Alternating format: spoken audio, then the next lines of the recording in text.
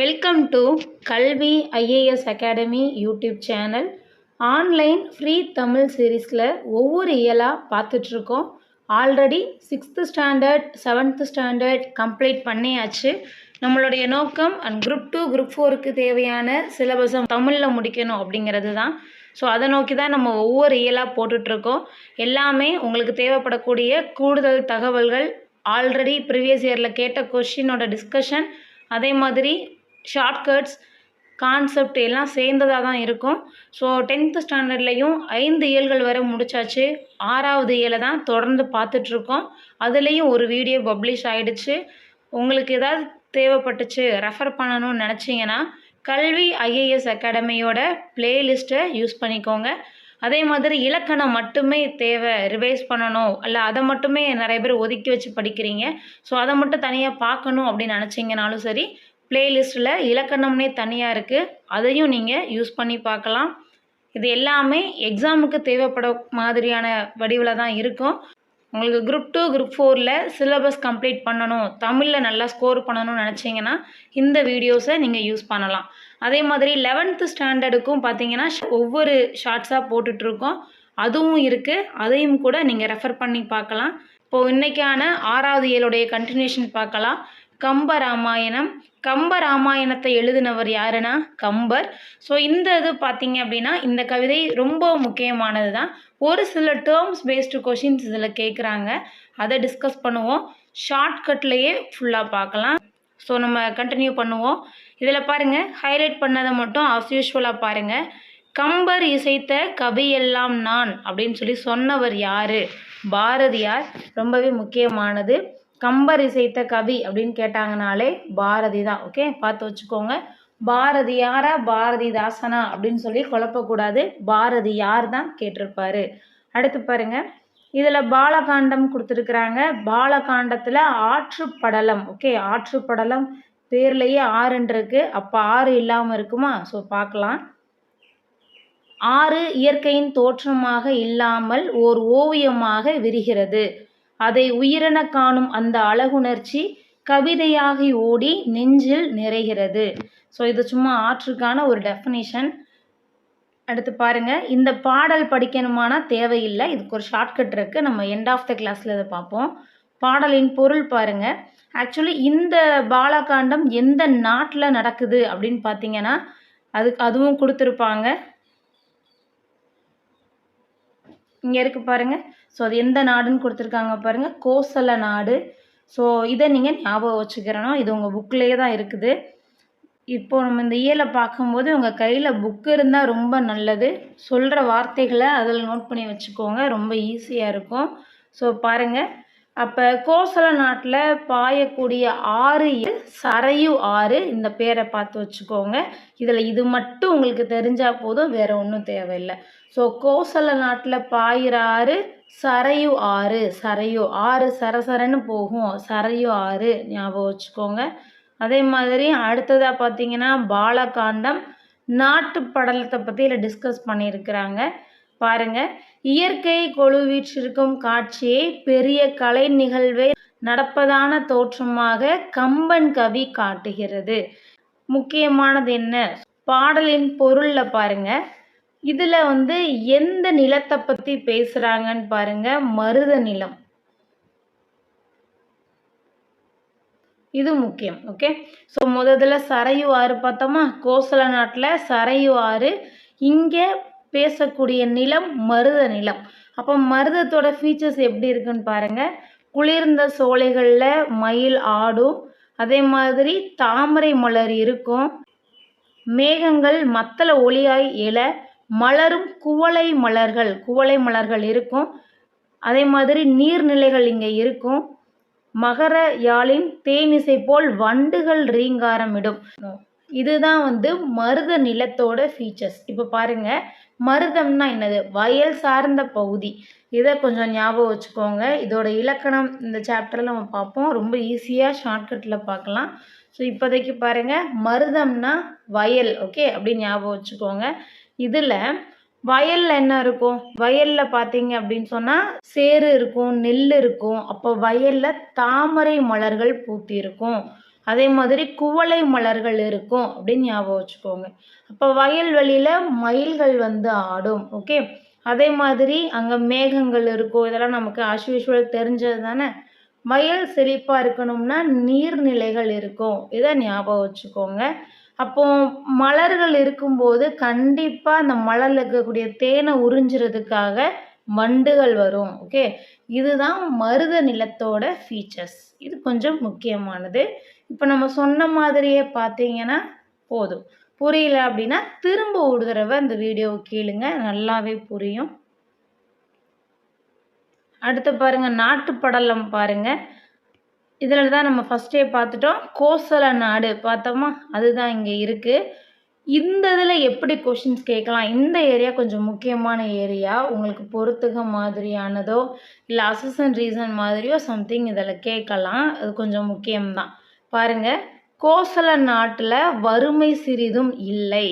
So அப்போ வறுமை இல்லாததுனால பாருங்கள், வறுமை இல்லாததுனால கொடைக்கு அங்கு இடமில்லை.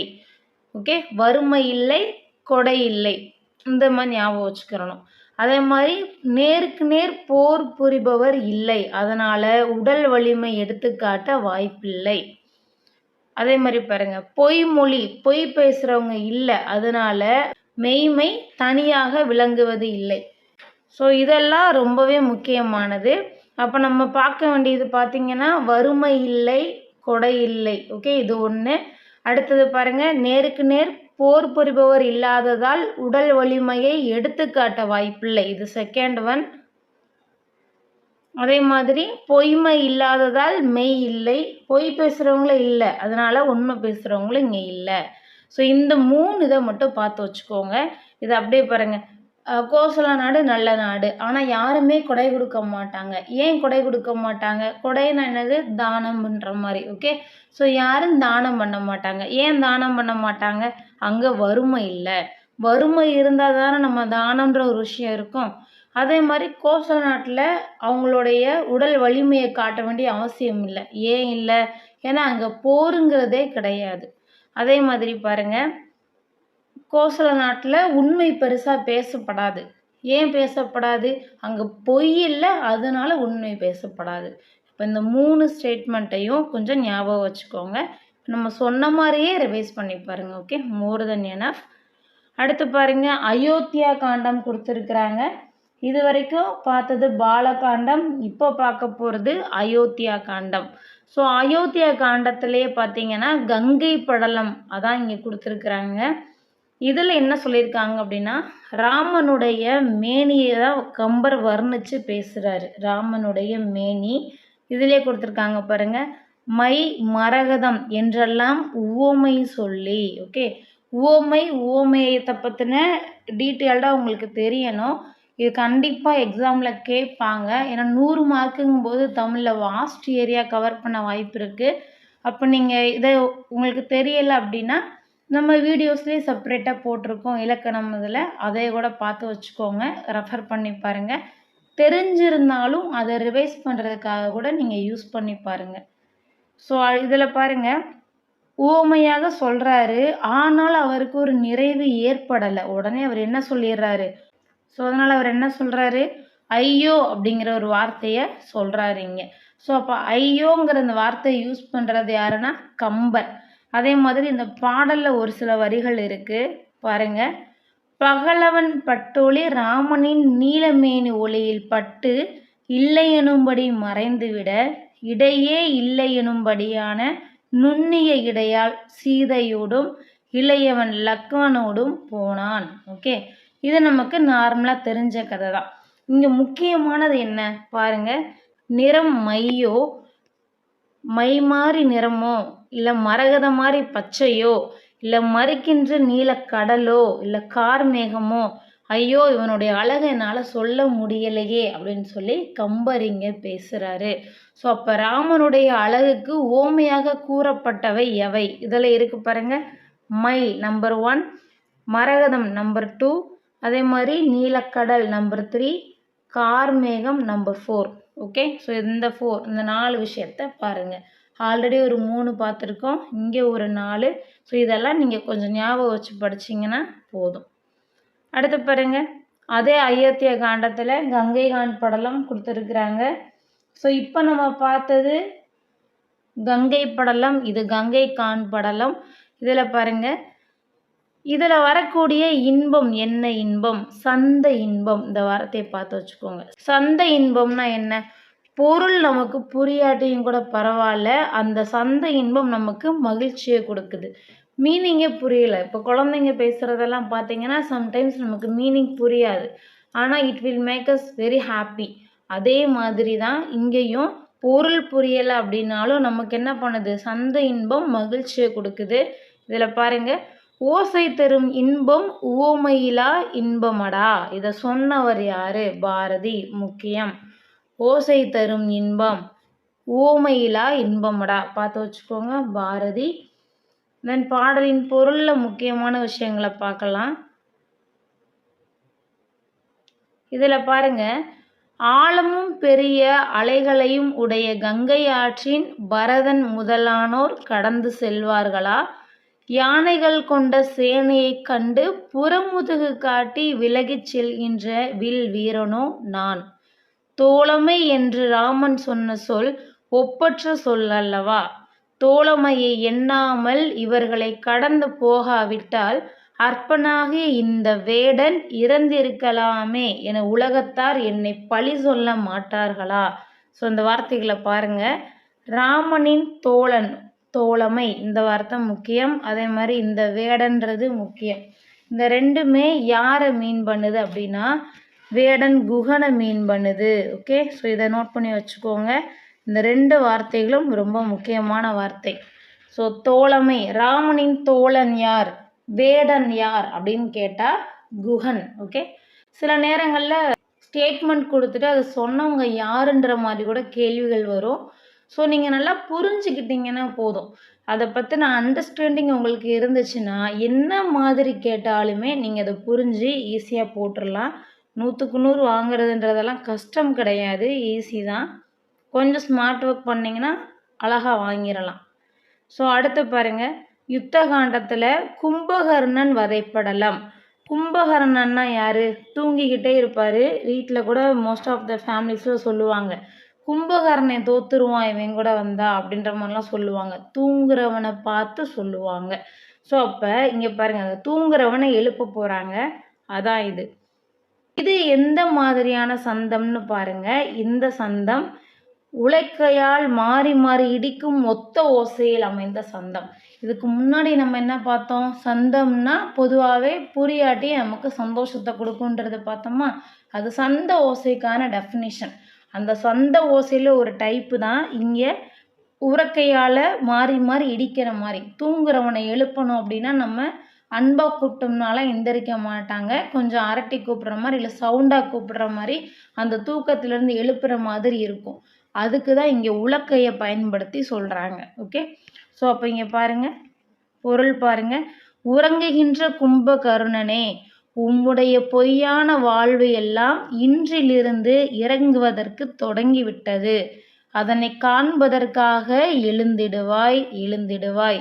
காற்றாடி போல எல்லா இடங்களிலும் திரிகின்ற வில்லை பிடித்த காவலனுக்கு தூதரானவர் கையில் இனி படுத்து உறங்குவாயாக.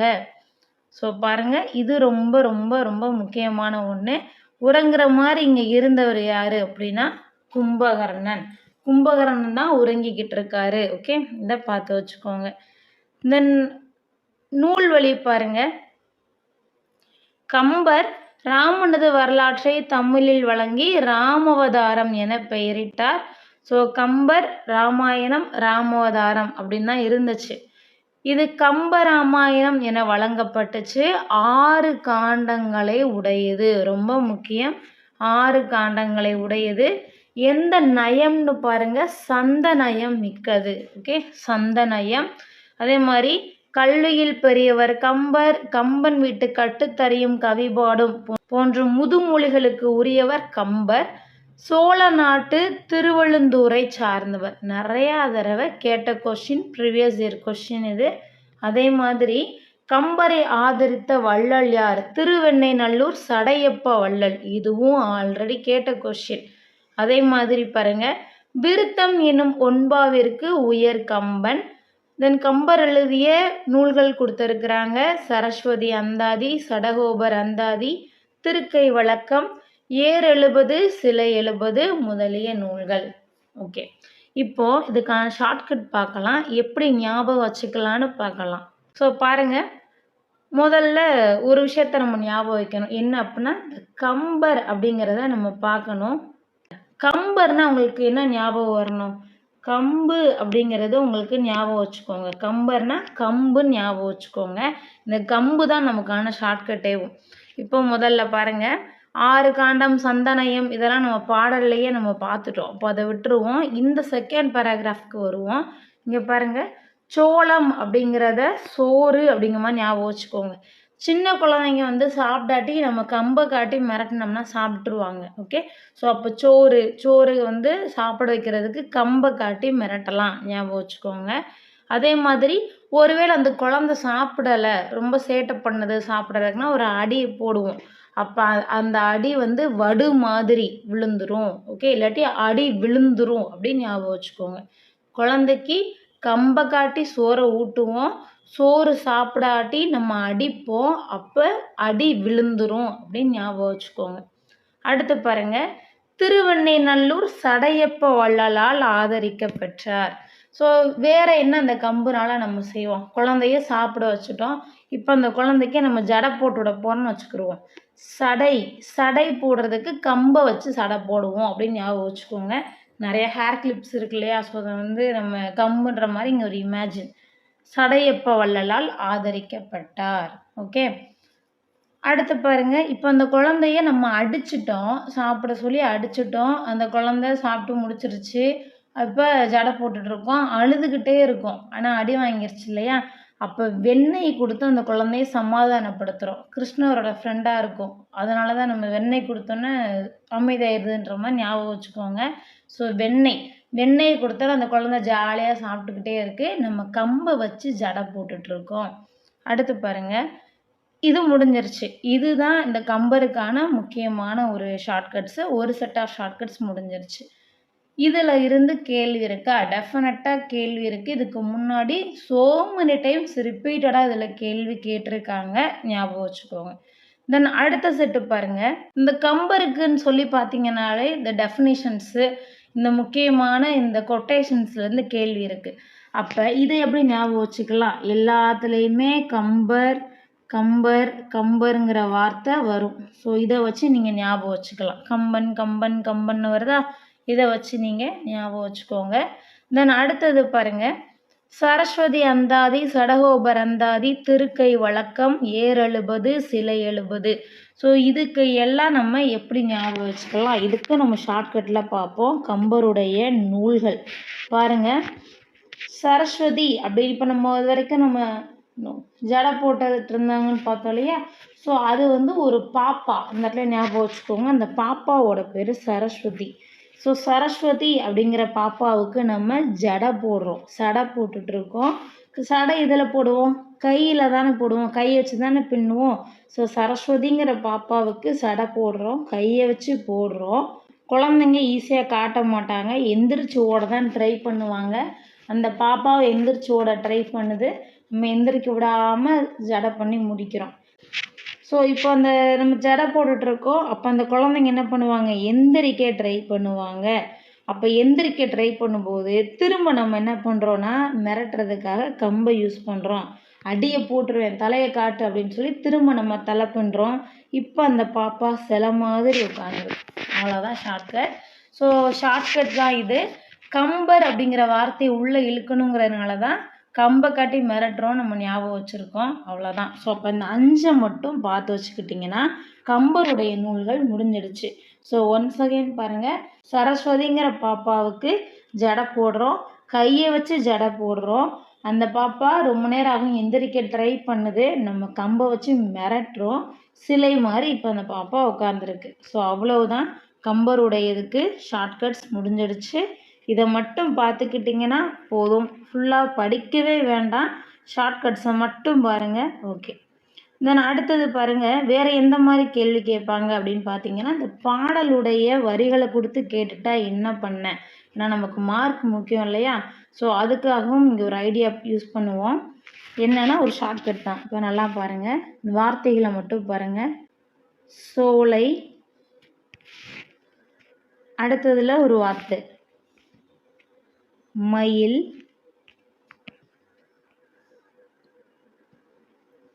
நெக்ஸ்ட் ஒன் இந்த வன்மைங்கிற வார்த்தையை அண்டர்லைன் பண்ணிக்கோங்க.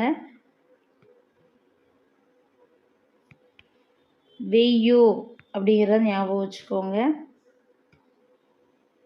ஆலை, தென் லாஸ்ட் ஒன் உறக்கம். ஸோ இதுக்கு நம்ம ஷார்ட்கட்டை இந்த இடத்துல எழுதுவோம். பாருங்கள் என்னென்னு பாருங்கள். சோலை, சோலையில் மயில் இருக்குது. அந்த மயில் என்ன பண்ணும்? மயில் ஆடுது. சோலையோட இது அழகாக இருக்குல்லே, அதனால் மயில் ஆடுது. ஓகே, ஸோ ஆடுது அப்படின்றத ஞாபகம் வச்சுக்கோங்க. சோலையில் மயில் ஆடுது. இப்போ என்ன பண்ணுது அப்படின்னா, அந்த சோலைங்கிறதுனால கொஞ்சம் வெயில் வர ஆரம்பிக்குது மயில் ஆடும்போது. அப்போ இந்த வெயில் தூங்கிக்கிட்டு இருந்த கும்பகர்ணன் மேலே இந்த வெயில் அடிக்குது. கும்பகர்ணன்னாலே தூக்கம் ஞாபகம் வச்சுக்கிறணும் இல்லையா? ஸோ கும்பகர்ணன் மேலே இந்த வெயில் அடிக்குது. அப்போ கும்பகர்ணனுக்கு வன்மையாக கோபம் வருது. வன்மை. ஸோ அவ்வளோதான்.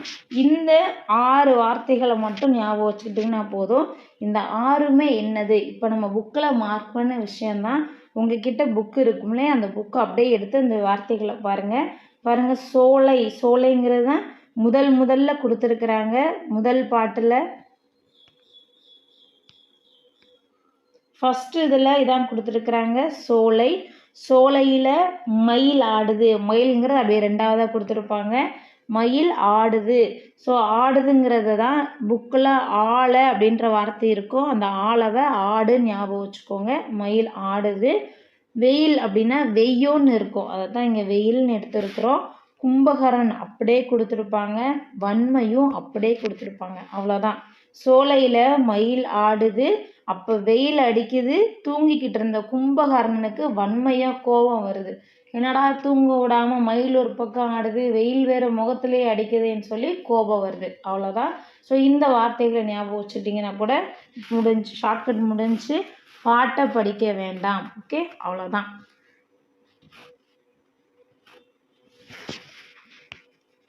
ஸோ இதோட கம்பராமாயணம் முடிஞ்சிடுச்சு. தேங்க்யூ அண்ட் தேங்க்ஸ் ஃபார் வாட்சிங்.